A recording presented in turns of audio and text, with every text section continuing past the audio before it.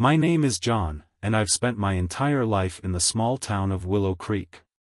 It's the kind of place where everyone knows each other, where you can leave your doors unlocked and neighbors still greet each other on their morning walks.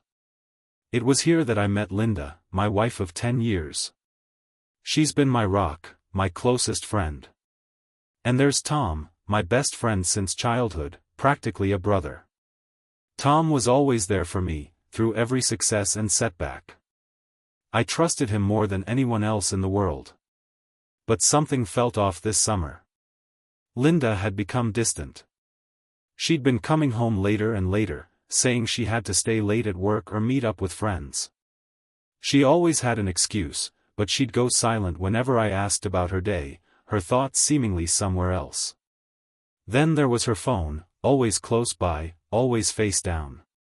At first, I chalked it up to stress, but the uneasy feeling wouldn't go away.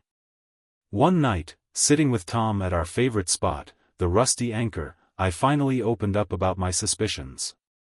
Tom listened intently, not interrupting, and then he looked at me with a hesitation I'd never seen in him before. "John." I wasn't going to say anything, but I saw Linda with Ben McCoy last week. They were out at that restaurant over in Elkhorn. Ben McCoy. The local lawyer. I'd never been fond of him. He was charming, sure, but with that smug air of self-importance that I couldn't stand. And now the thought of him and Linda together filled me with dread. "Look," Tom continued, "maybe it's nothing. Maybe they just ran into each other. But I figured you'd want to know." From that point on, the feeling grew. The more I watched Linda, the more I noticed. She'd stay out late again, claiming she was out with her friends, but she'd come home smelling faintly of cologne that wasn't mine. Tom was there every time I needed to talk, reassuring me that maybe I just needed to be vigilant, that sometimes facing the truth was better than not knowing at all. A few weeks later, Tom even showed me photos. They were discreet shots, Linda and Ben sitting together at a cafe, leaning in close, laughing. "I didn't want you to be in the dark," Tom said, sounding almost regretful. Each picture felt like a punch to the gut, but Tom kept me grounded. He reminded me that I deserved the truth. Finally, one evening, I decided to confront Linda. I asked her straight out about Ben. She looked stunned at first, but quickly composed herself, telling me Ben was just a colleague helping her with a family estate matter. Her aunt had passed away and left her some property, and Ben was advising her on what to do. She looked hurt that I'd even question her loyalty. Her reaction eased my suspicions a bit, and for a moment, I felt like I'd let my paranoia get the better of me.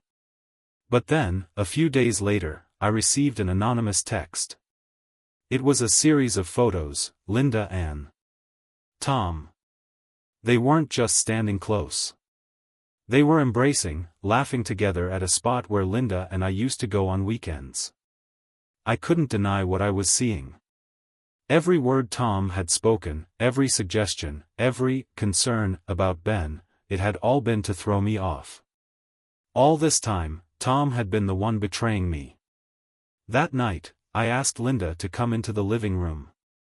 I was holding my phone, and the moment she saw the photos, her face went pale. I showed her each image, one by one. She opened her mouth to say something but closed it, looking down, as if searching for the right words. "I wanted to end it, John. I really did," she finally said, her voice barely above a whisper. Those words shattered me. I asked her how long it had been going on. She didn't respond right away, but when she did, it was all I needed to know. "Too long," she said, barely meeting my eyes. That was all the confirmation I needed, that it had begun long before I'd had any inkling of doubt. The next morning, I packed my things and left Willow Creek. The town I'd once called home had turned into a memory, a place forever scarred by the worst betrayal I could imagine.